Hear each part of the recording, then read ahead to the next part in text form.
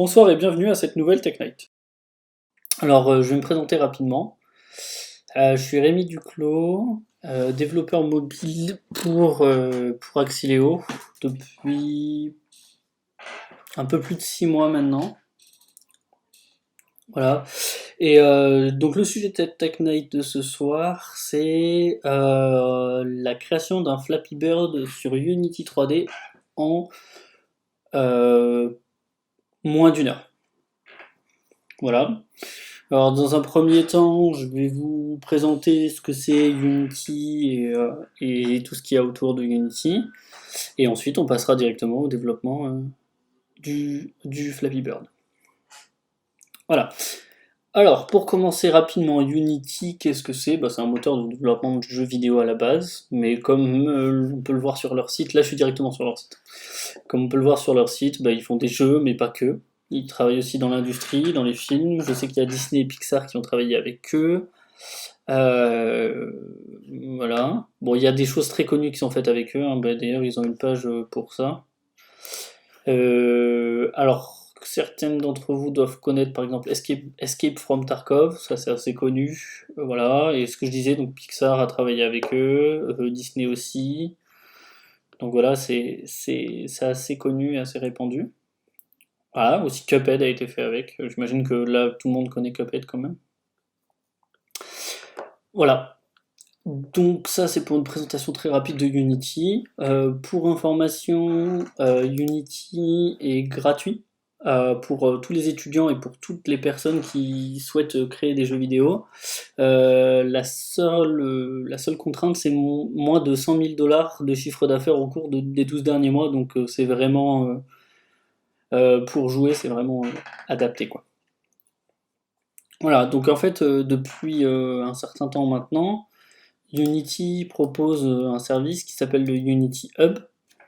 Donc en fait, qu'est-ce que c'est le Unity Hub? C'est quelque chose qui permet de gérer tous ces projets Unity, euh, aussi son entreprise, parce que par exemple, on peut avoir plusieurs postes Unity installés dans son entreprise, donc ça se permet de le gérer depuis ici. Et ça permet aussi d'avoir tous les projets en collaboration. Donc pour une entreprise, on peut mettre les projets sur le cloud et donc travailler avec. C'est une sorte de, c'est un peu le même fonctionnement que Git, par exemple, mais voilà, c'est pour travailler en collaboration. Et ça permet aussi d'avoir plusieurs versions de Unity installées. Je vais vous montrer ici. Donc voilà, moi j'ai plusieurs installations d'Unity, j'ai plusieurs versions d'Unity, pardon. Les deux sont de 2020.1. Voilà, mais j'ai la bêta 6 et la bêta 7. Sur la bêta 7, par exemple, on peut voir que j'ai rajouté plusieurs choses. Donc oui, Unity est aussi un moteur qui permet de déployer sur énormément de plateformes. Donc pour la version B6, ici, elle gère Android, iOS, Linux, Mac et Windows. Voilà, et pour la version 7, j'ai rajouté, moi, la version WebGL pour faire des applications web. Après, ça fait longtemps que toutes ces plateformes sont là. Donc voilà, ils en ont d'autres aussi, Tizen, tvOS pour ce genre de choses. Voilà, mais c'est pas ce qui va nous intéresser aujourd'hui, puisque aujourd'hui, vu qu'on va faire un Flappy Bird, à la base, c'est plutôt pour les téléphones. Voilà, mais là, pour le moment, je vais pas vous montrer comment le déployer sur votre téléphone ou sur les stores. Ce sera potentiellement pour une prochaine vidéo, pourquoi pas. Pour une prochaine TechNet. Alors, du coup, je vais vous montrer comment créer un nouveau projet. Bon, voilà, là, on peut voir que j'ai mes projets qui sont apparus, c'est des projets qui sont dans le cloud, donc c'est pour ça qu'ils sont un peu enfoncés, puisque j'ai déjà fait des projets pour mes études sur Unity. Voilà. Donc, comment créer un nouveau projet sur Unity? Donc, on fait New, ici. Voilà, alors, nous, on veut un projet 2D. Voilà. Là, ici, on le nomme Flappy Bird. Voilà, bon là je le crée du coup ici. Voilà, donc là ça va lancer Unity, la dernière version.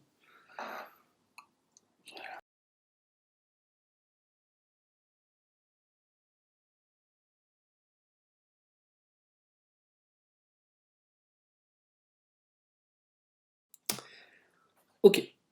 Bon.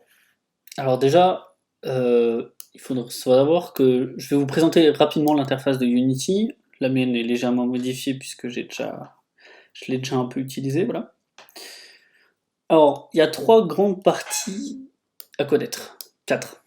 Donc ici, il y a la partie de la scène, avec ce qu'on appelle la hiérarchie. Donc tout ça, là, la caméra et la scène, c'est la hiérarchie, comme écrit ici.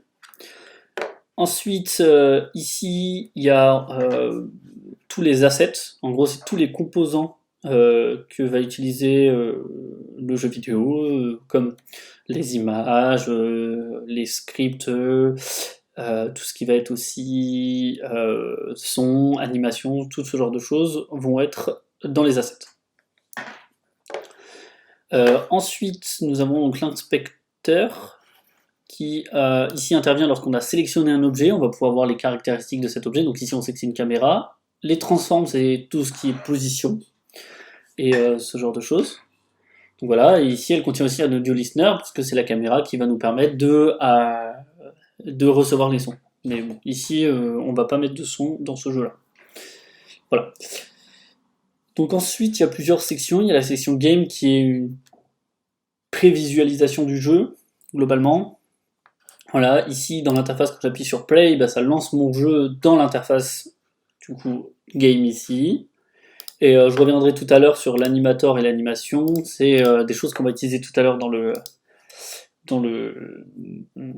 la création du jeu. Et donc la première chose que vous aurez à faire, c'est donc d'ajouter un PNG à votre projet, qui sera du coup dans la description, vous aurez le lien pour le télécharger. Une fois que vous avez importé les assets demandés, ici va falloir changer le sprite mode. Par défaut il va être un single, il faut le changer en multiple. Et du coup aller dans le sprite editor et va falloir découper rapidement à la main ce dont on va avoir besoin pour ce projet. Alors dans un premier temps je vais découper le fond. Alors vous voyez c'est tout simple, hein, c'est un clic souris, hop, donc voilà, donc là on a découpé le fond, c'est pas grave si vous êtes pas extrêmement précis vu que le reste sont est du transparent. Donc voilà, donc on va avoir besoin du fond, du sol, ici, voilà, vous pouvez constater, hop, le sol, ici, hop, tac, l'écriture Flappy Bird ici, voilà, le bouton play.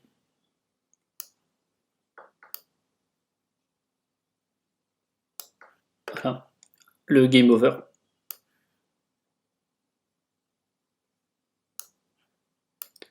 Parfait. Et ici, vous allez pouvoir prendre le personnage de votre choix.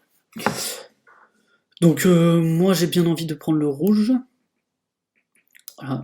Alors pour le personnage, il va falloir faire attention, il va falloir bien qu'il fasse la même taille en hauteur et en largeur.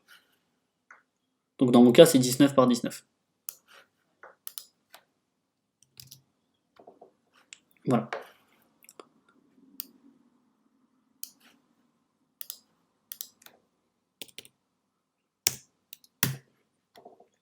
Voilà, ensuite il faut prendre deux tuyaux.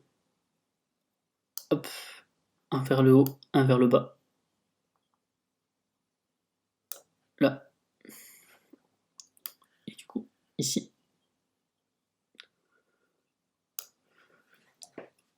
Voilà, pour le découpage des sprites, ça suffira. Maintenant, il faut faire Apply, et on peut fermer.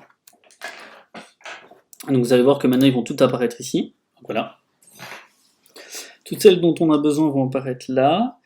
Alors dans un premier temps, je vais commencer par ajouter un fond. Alors on peut tout simplement drag and drop le fond ici. Je vais le renommer quand même.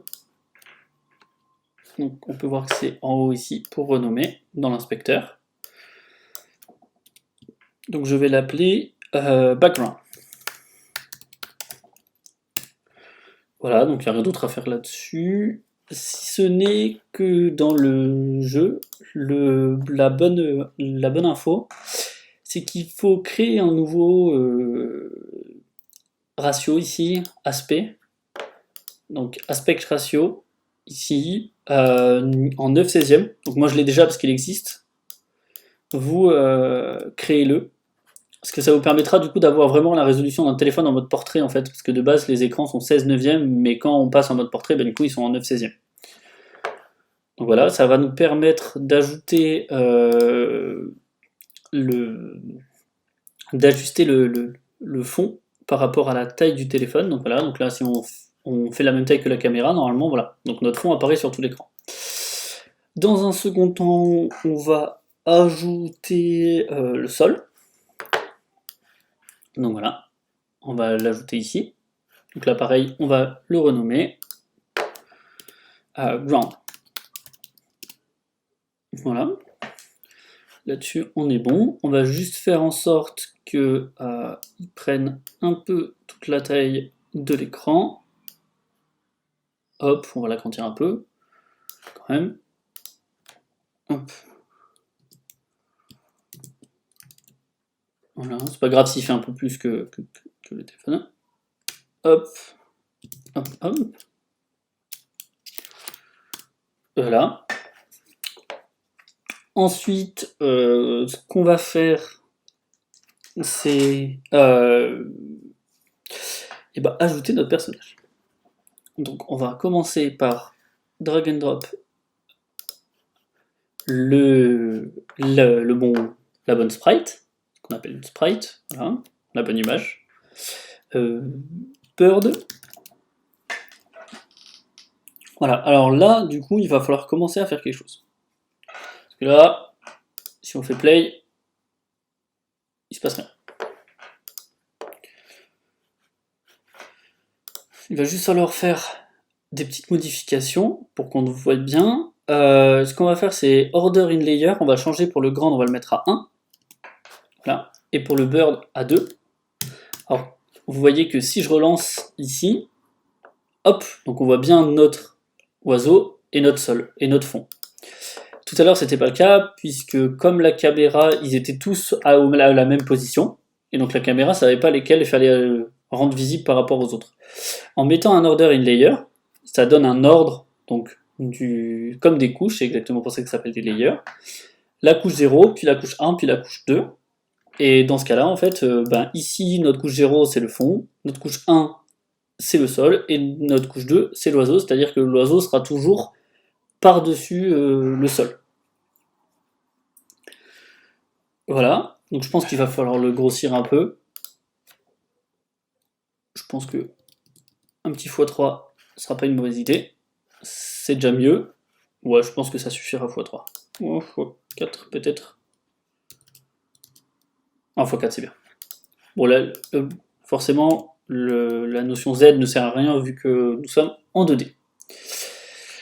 Voilà. Donc là, nous avons notre oiseau. Alors maintenant, il va falloir faire deux choses. La première, c'est qu'il va falloir le faire sauter. Alors ce que je vous propose, c'est que du coup, on va regarder comment ajouter un script, voire même un composant à notre oiseau. Alors première chose, si on veut qu'il subisse la gravité, il va falloir qu'on lui ajoute quelque chose qu'on appelle un rigid body.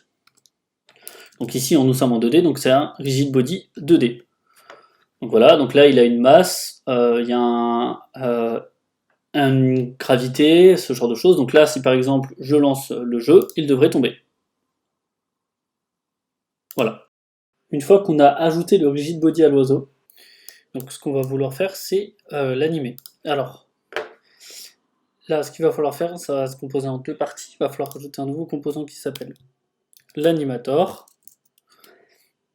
Voilà. Ensuite, il va falloir créer ici, directement dans les assets, un animateur contrôleur qu'on va appeler bird. Voilà. Et ici, hop, toujours en revenant sur notre script, on lui ajoute, voilà. Ensuite, tout ceci sont bons. Et maintenant, il va falloir aller dans l'onglet animation, animeur. Ici, en créer un clip. Bon, là, il demande les autorisations pour créer un fichier, voilà. Donc voilà. Ici, donc je vais vouloir créer une animation fly. Voilà, donc ici j'ai ajouté mon animation fly à mon oiseau. Donc là, je lui ajoute une propriété. Qu'est-ce que je veux changer? Je veux changer une sprite. Alors du coup, on est dans sprite renderer ici. Donc ce qui est, comme son nom l'indique, c'est ce qui va rendre la sprite. La propriété sprite, comme ça on peut changer la sprite qu'on veut afficher. Là, la seule chose qu'on a à faire, c'est prendre les deux autres sprites qui nous manquent et les ajouter. Ici et ici. Alors, je vais supprimer la dernière, puisque on n'a pas besoin de ça, puisque c'est la même que la première. Et ensuite, je vais les placer de manière à peu près toutes les 5 secondes chacune. Donc ici, hop, la seconde à 5 secondes, et la dernière à 10 secondes. Voilà, et si ici, on joue l'animation, je vais vous le montrer là, si on joue l'animation, ce sera pas mal. Voilà, donc là, on a animé notre petit poisson. Plutôt notre oiseau, et voilà. Donc voilà pour l'animation du poisson.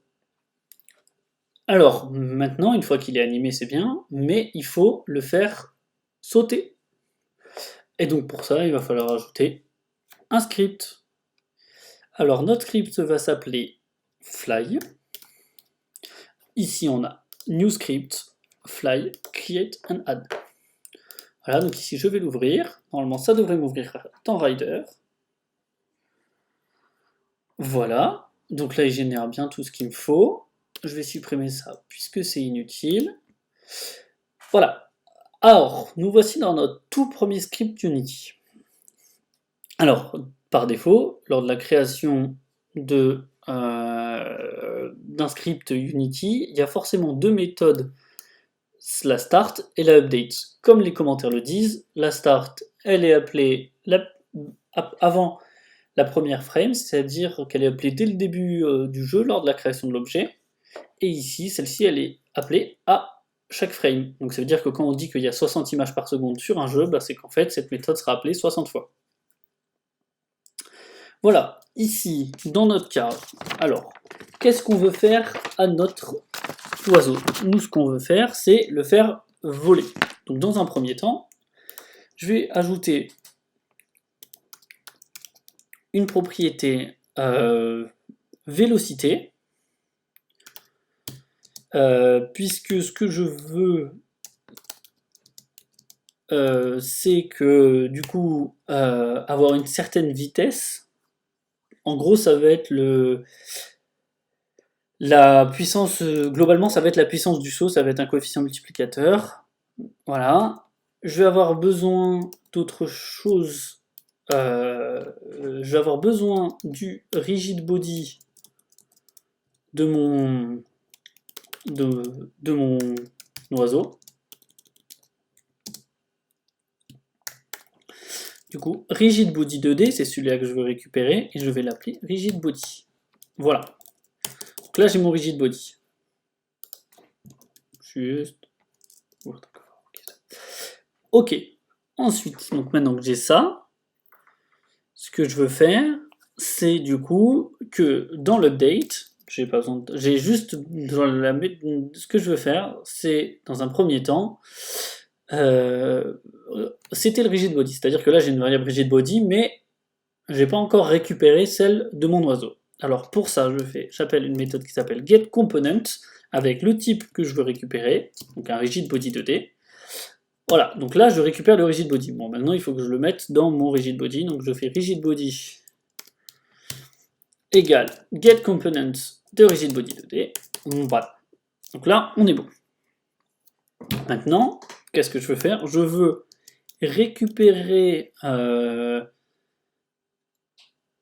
l'événement utilisateur. Donc, dans le cas d'utilisation d'un téléphone, un tap. Dans mon cas, comme je vais l'utiliser sur téléphone, sur un ordinateur, je vais directement appeler get mouse button 0. Alors, cette partie-là de code permet de récupérer le clic gauche de la souris. Alors, je vous invite à consulter la documentation de Unity pour trouver le bon événement correspondant à le tap si vous voulez le mettre sur un téléphone plus tard. Mais comme je l'ai déjà dit, ce sera pas le sujet de cette vidéo, mais pourquoi pas le sujet d'une prochaine Tech Night. Voilà, alors là, si l'utilisateur appuie sur le clic gauche, je veux que mon petit oiseau s'envole. Alors pour ça, je vais utiliser le rigid body, je vais donner une vitesse, donc une vélocité à mon rigid body, d'accord, qui du coup est égal à vecteur de up. Alors vecteur de up, qu'est-ce que c'est? C'est un vecteur en 2 dimensions, donc x, y, et donc up, c'est celui qui me fera forcément aller vers le haut. Voilà. Mais comme je veux pouvoir un peu manipuler la puissance du saut, et ben je rajoute juste fois velocity, qui sera du coup le coefficient multiplicateur de mon saut. Donc voilà. Je vais retourner sur Unity.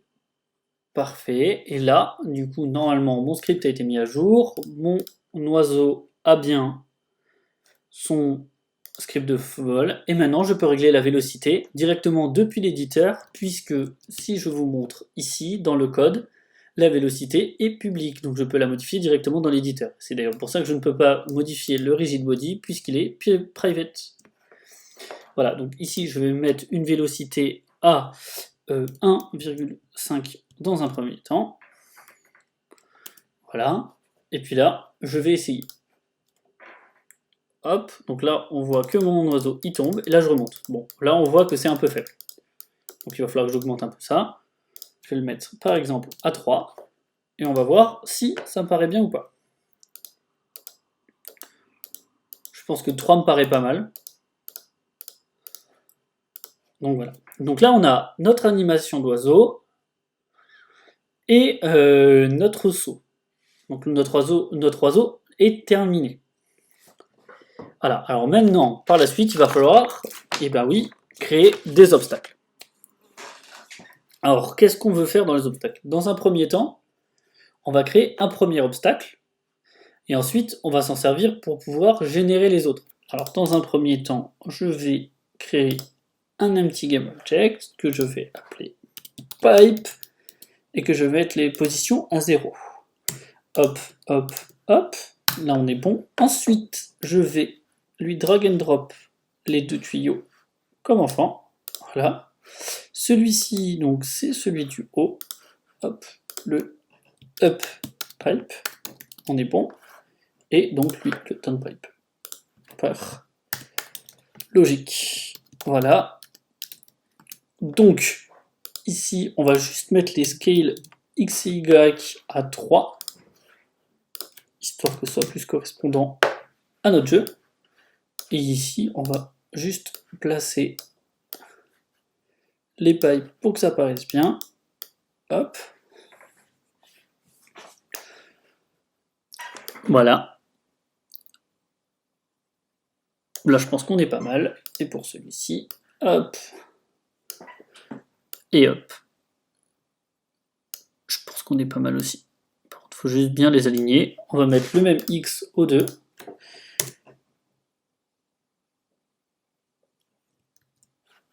Alors, up pipe, le X, on va lui mettre 1.8 par exemple. Voilà, parfait. Et au down, on va lui mettre 1.8 aussi. Voilà, là on est bon. Lui, il est à -3, et lui, à -3. On est pas mal, je pense. Voilà, donc là on a nos pipes qui sont placés. Et on va maintenant leur ajouter le composant move, un nouveau script donc.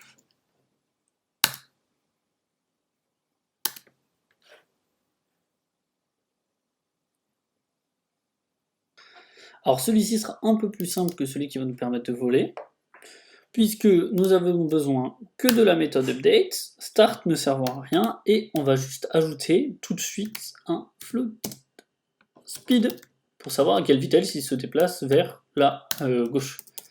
C'est tout simple, donc la méthode start, j'ai dit, on n'en avait pas besoin. Update, on n'a plus besoin de commentaires, voilà. Alors qu'est-ce qu'on veut faire? On veut modifier du coup la position des pipes pour qu'elles se déplacent de la droite vers la gauche à chaque du coup, plus ou moins à chaque unité de temps. Donc ça peut être une frame ou une seconde. Alors nous, ce qu'on veut, c'est pas à chaque frame, parce que autrement ce serait beaucoup trop rapide. Du coup, ce qu'on va vouloir faire, c'est modifier la position. Donc transform.position. Transform, c'est le composant particulier qui sert à avoir les positions, la taille et la rotation. Donc voilà, donc là on a la position à laquelle on va lui ajouter donc plus égal. Voilà. Le vecteur 3, puisque la position est forcément un vecteur 3. Donc left pour la gauche, puisque du coup on veut l'amener vers la gauche, multiplié par la vitesse. Du coup, vu qu'on veut un facteur multiplicateur comme tout à l'heure, pour la puissance du saut, mais là c'est du coup pour la vitesse de déplacement des pipes. Et du coup, on va la multiplier par une valeur qui s'appelle time.deltaTime. Alors on va faire un petit refacto, hop voilà.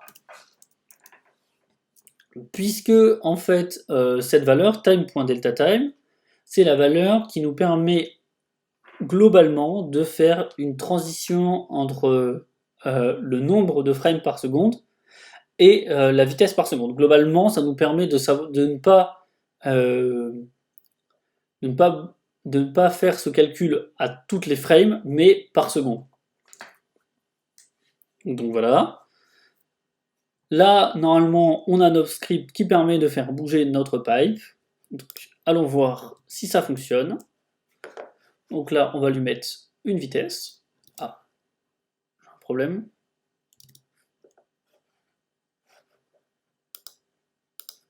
Ah voilà, il n'était pas mis à jour. Donc la speed, normalement, on va mettre ça pour essayer et on va voir ce que ça donne.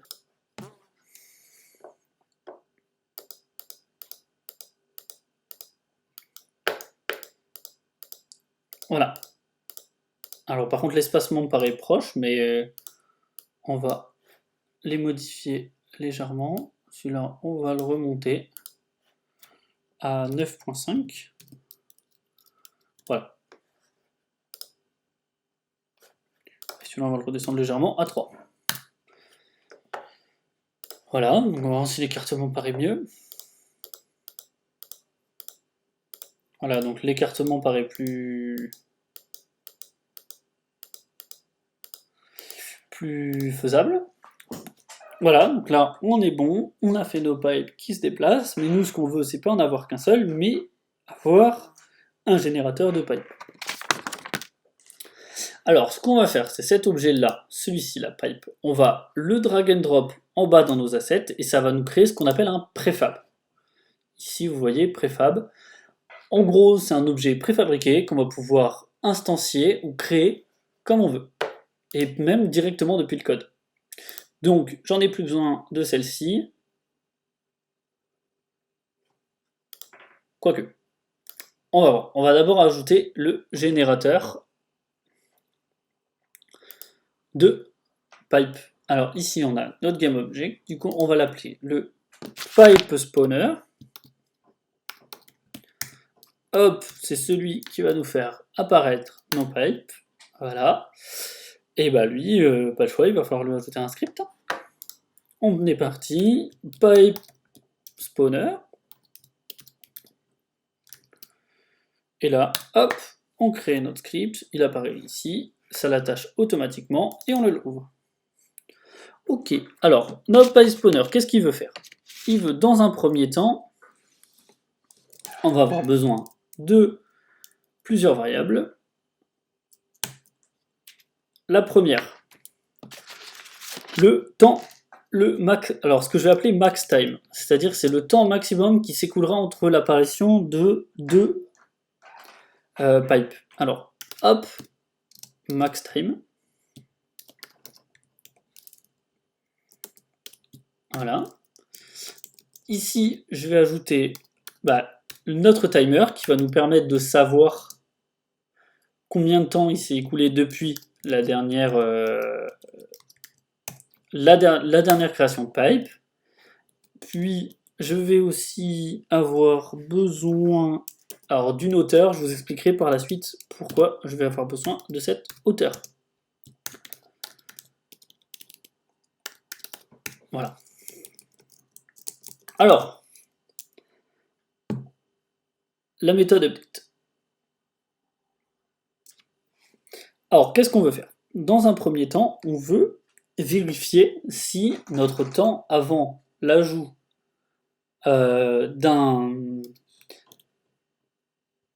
depuis la création de la dernière pipe a été écoulé. Alors, pour ça, qu'est-ce qu'on fait? On fait if timer inférieur ou égal à max time. Là, normalement, ça veut dire que notre timer est plus élevé que le temps maximum depuis notre dernière pipe s'est écoulé, et donc on veut en créer une nouvelle. Donc il faut bien penser à remettre le timer à 0, puisqu'on veut que ça recommence à chaque fois. Maintenant qu'on sait ça, qu'est-ce qu'on veut faire? Eh bien, on veut créer notre pipe. Donc instantiate pipe. Alors là, qu'est-ce qu'on fait? Alors instantiate, on voit ici que ça prend un object original, une position et une rotation. Alors moi je vais me servir que du premier qui est du coup l'objet original. Alors comment je fais ça? Eh bien je vais créer un public ici, GameObject, qui va contenir notre préfab des pipes. Hop, là, et donc ça, pipe. Voilà. Et donc ici, j'ai juste à faire un instance kit de pipe. Voilà. Et donc là, maintenant, ce qu'on veut faire, c'est qu'on veut essayer de faire varier la hauteur de nos pipes. Alors qu'est-ce qu'on fait? On fait ça, on stocke ça quelque part. Donc là, on reçoit, comme le montre rider ici, on reçoit un GameObject de type pipe. Et donc là, qu'est-ce qu'on veut faire? On veut prendre ça, lui modifier sa position, du coup, point position, égale à transform, donc celui du parent, point position, d'accord, plus un nouveau vecteur 3, voilà, où là on lui ajoute, bon, après des tests, j'ai défini que cette valeur était la bonne, mais je vais vous expliquer par la suite pourquoi. Alors ici, j'essaie de rendre légèrement aléatoire la hauteur des tuyaux. Donc en faisant directement un random.range, donc ça veut dire que ça va générer un chiffre aléatoire entre les deux valeurs, donc moins 8 et 8. Voilà. Et ensuite, Z, on peut mettre 0, puisque c'est la hauteur Z. Enfin, c'est le paramètre Z, et donc celui qu'on n'a pas besoin vu qu'on est en 2D. Voilà.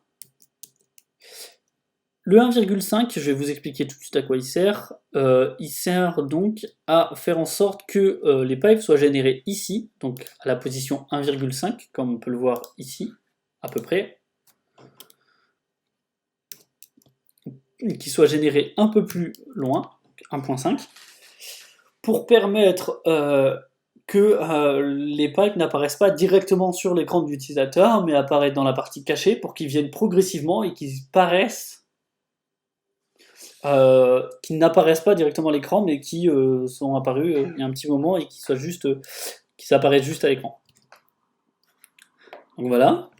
Donc une fois qu'on a fait ça, il faut faire quelque chose de très important, c'est de détruire l'objet une fois qu'il a été utilisé, parce que le problème c'est qu'après on va se retrouver avec énormément de pipes et le téléphone il aura du mal à avoir toutes ces pipes. Donc là qu'est-ce qu'on fait? On fait un destroy de pipe, donc de l'objet qu'on a créé, et on lui met un temps après, puisque normalement on sait que il aura disparu quoi. Donc voilà, donc là on est bon. Maintenant ce qu'il faut faire, et ce qu'il faut penser quand même, c'est à augmenter la valeur de timer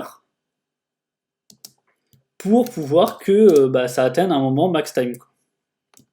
Et donc pour ça on va réutiliser la même variable que l'on a utilisée la dernière fois, time.deltaTime. Voilà.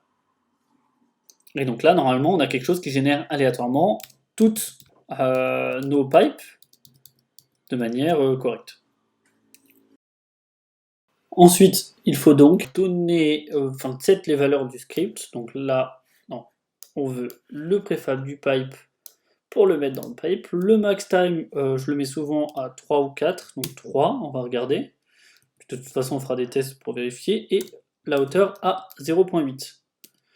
Voilà. Attention à bien vérifier la valeur de déposition du time spawner, du pipe spawner, pardon. Voilà. Et là, normalement, essayons.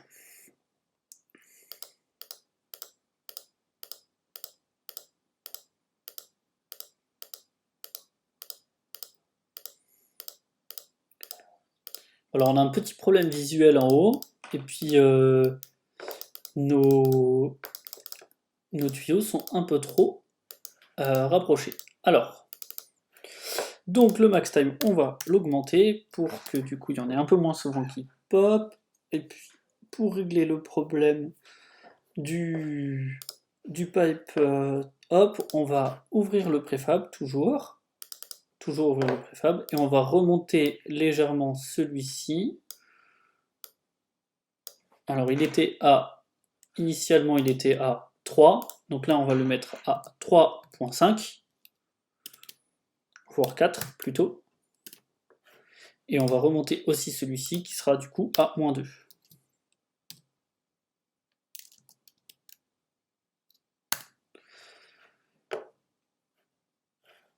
Voyons voir ce que ça donne maintenant.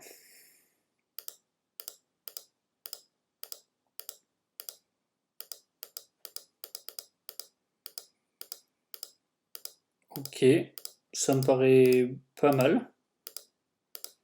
Alors vu l'écartement entre les deux, va peut-être falloir que je réduise la taille de mon oiseau, je pense.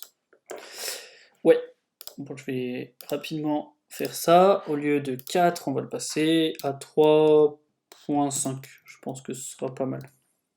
3.5. Voilà.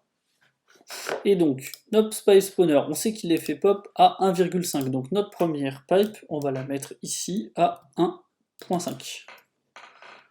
Comme ça, elle va faire office de première pipe.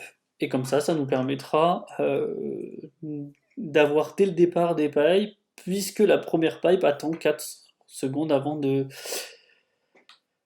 se faire, d'en générer une. L'autre solution pourrait être dans le start de la méthode spawner, de rajouter du coup une création dans le start, comme ça permettrait de ne pas avoir l'objet pipe dans notre scène. Bah je vais le faire, allez. Donc j'y suis, donc on n'a plus besoin de celle-ci du coup, on va la supprimer, hop, et dans notre script pipe spawner, on y revient, dans la méthode start, on a juste à copier-coller ce code-là pour le générer une première fois sans avoir besoin d'attendre. Les deux options marchent, hein. Celle-ci permet juste de ne pas avoir dans notre scène l'objet pipe au départ. Testons pour être sûr quand même. Voilà, là on a nos premiers pipes qui apparaissent.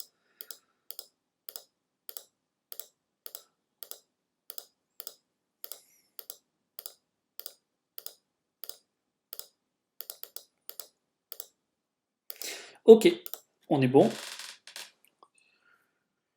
Donc voilà. Et donc par la suite, maintenant, l'étape d'après, c'est de faire mourir notre oiseau. Alors, pour ça, qu'est-ce qu'il faut faire? Eh bien, tout simplement, on va...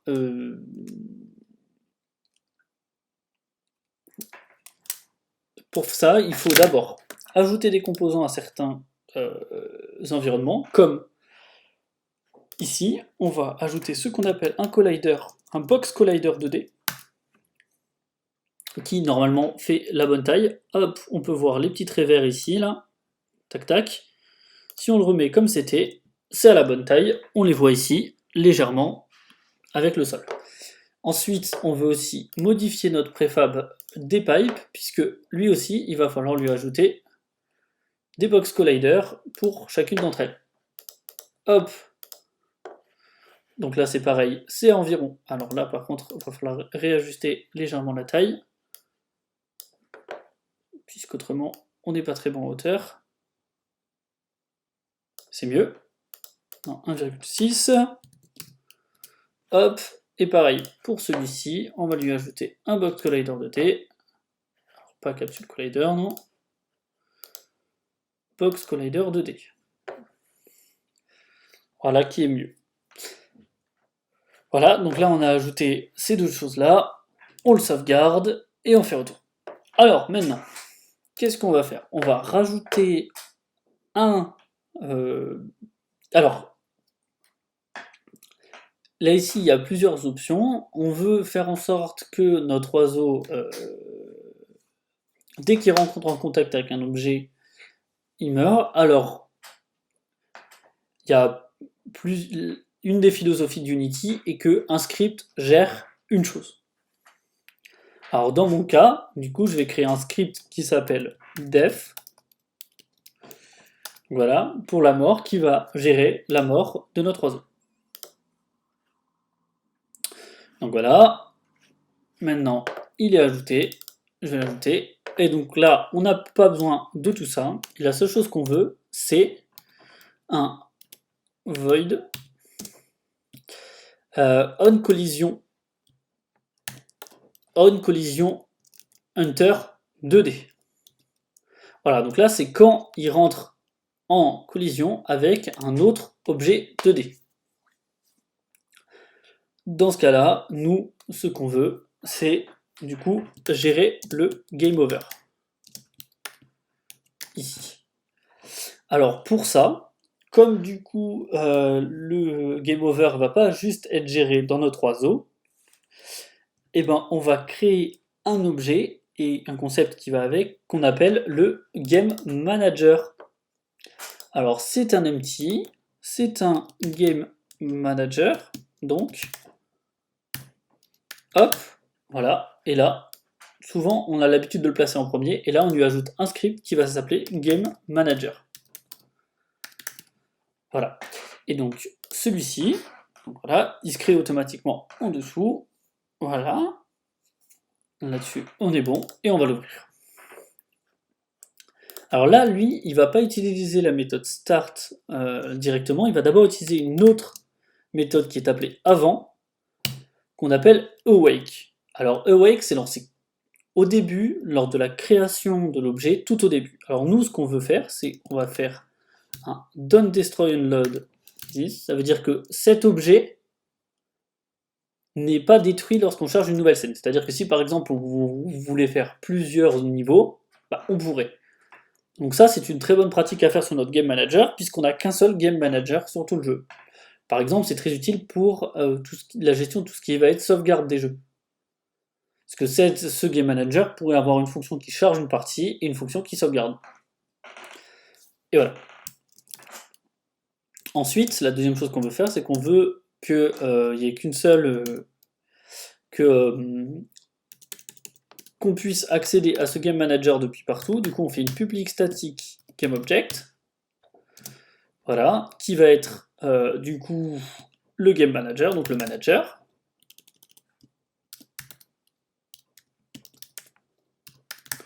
Voilà. Ah oui, vu que le script s'appelle Game Manager, on peut pas.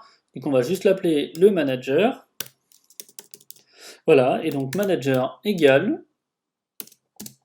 10, plutôt du coup GameObject.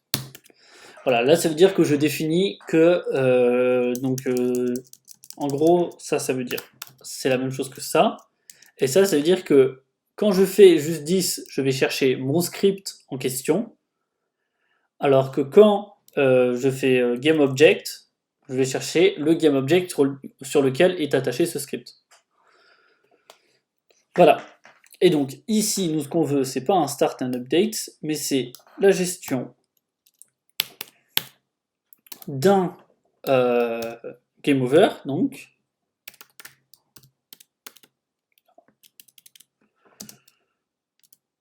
juste void game over. Voilà. Ça, c'est ce qu'on veut. Ici. Et ce qu'on veut là aussi, c'est une méthode de replay.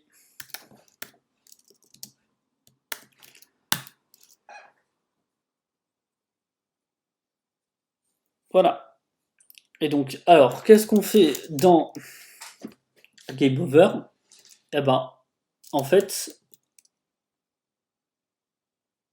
on va avoir besoin de faire deux choses.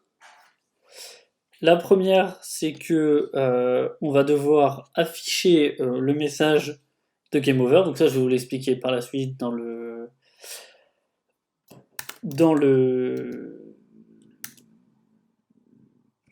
l'éditeur, pardon.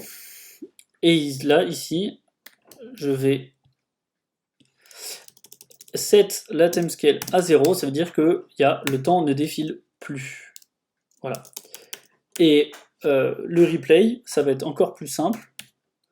Ça va être le set manager, voilà, point load scene, voilà. Alors ça veut dire que je vais juste recharger la scène, donc relancer le jeu dès le départ. Voilà, donc ça va permettre de replay. Alors, maintenant, ce qu'on veut faire lors d'un game over, c'est du coup d'afficher le message game over qui est ici et remettre un bouton replay qui est là. Donc je vais vous montrer un nouveau concept, donc ça va être de la UI, puisque du coup c'est des menus pour l'utilisateur. Donc là voilà, j'ai ajouté un canvas, ce qui est à peu près toute la gestion des menus. Si je veux bien me l'ajouter mon canvas. C'est bon. Ah, j'en ai même eu deux du coup. Donc voilà. Et lui, je vais lui ajouter deux enfants.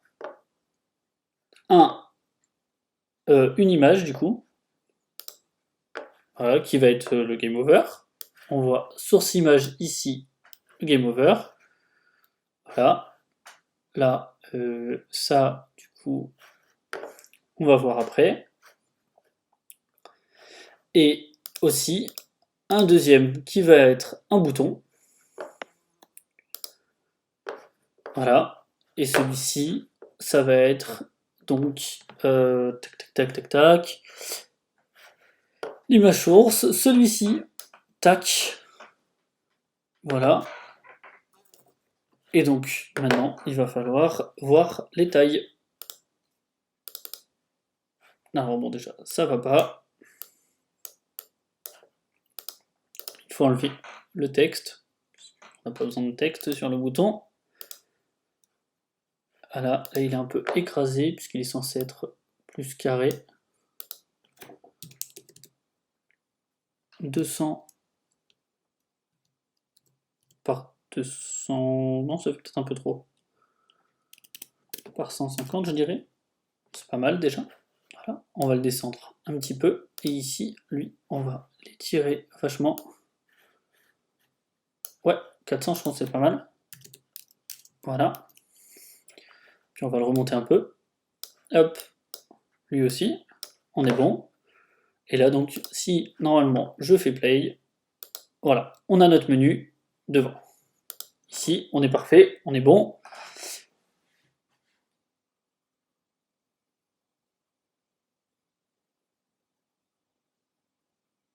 Voilà. Maintenant qu'on a ce menu, déjà on ne veut pas qu'il soit affiché tout le temps. Du coup, on va faire ce qu'on appelle le désactiver. Voilà. Donc là, ça désactive mon menu, là, ça le réactive.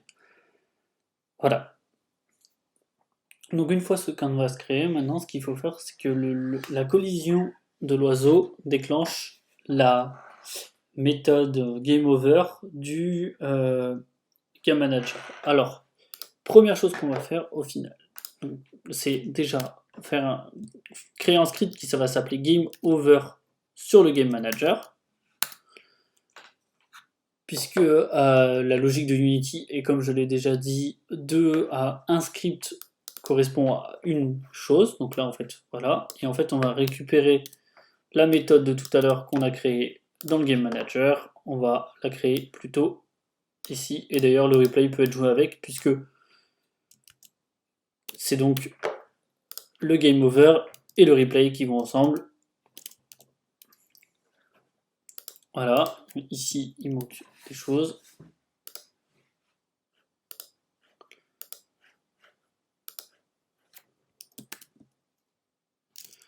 Voilà. Et donc ici, ce qu'on veut, nous, c'est le canvas, du coup, GameObject.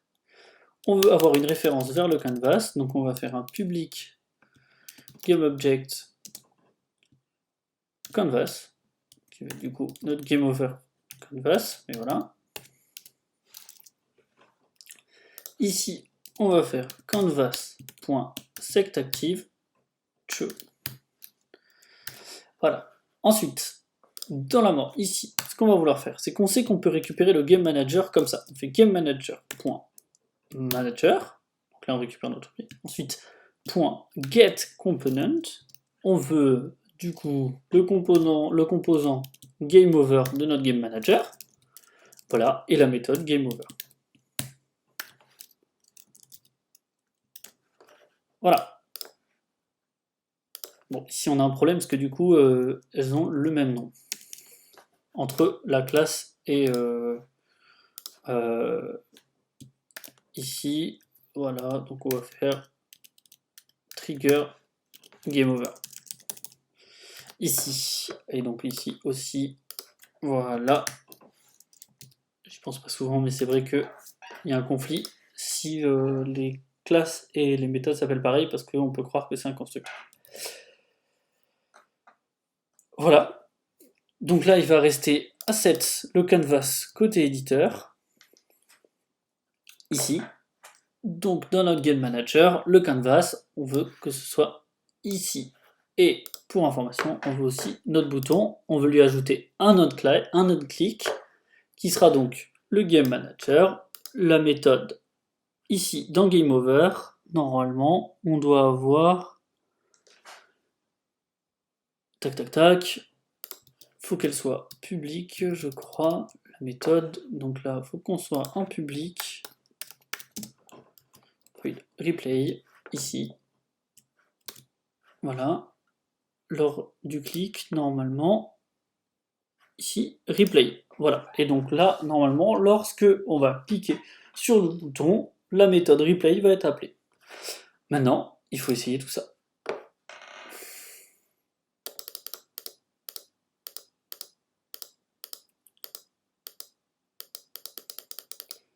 Alors, on a un problème sur la collision entre le pipe et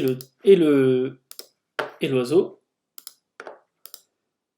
La dernière chose que j'ai oublié de vous montrer, c'est du coup d'ajouter un collider à notre oiseau pour qu'il puisse rentrer en collision avec les autres objets. Donc le cercle, je pense que c'est le plus caractéristique, hein. On va le réduire un petit peu par ici, non un peu plus que ça, comme 0.05, je pense. Oh, 0.8. 0.7, je pense que ce sera parfait. Ouais, 0.7 sera parfait avec un léger offset en X. Oh.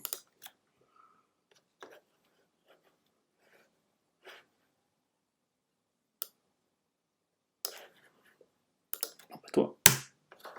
Et toi.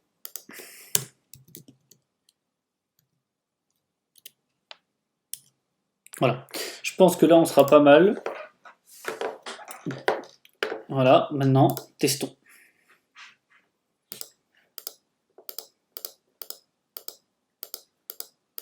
Je pense que je peux légèrement augmenter la vitesse des... Voilà, et là j'ai perdu, et là je peux relancer. Le problème, lorsque l'on relance, vient tout simplement d'une erreur assez bête, c'est juste que lors du game over, je mets le timescale à 0, mais je ne remets pas le timescale à 1. Lors du chargement de la nouvelle scène. Alors pour ça, le meilleur endroit, c'est ici, on peut le remettre, on peut mettre du coup ici, avant le loader, time.timescale égale 1.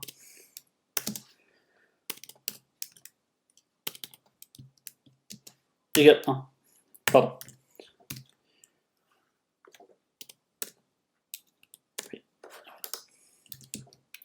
Je vais y arriver. Et donc normalement, si on essaye ici, tac, tac, tac, oups, j'ai perdu, hop, on recommence, et ça revient, et ça continue, et voilà. Ben voilà, merci à tous pour cette Tech Night. Voilà, maintenant vous savez donc faire un Flappy Bird sur Unity. Bonne soirée à tous.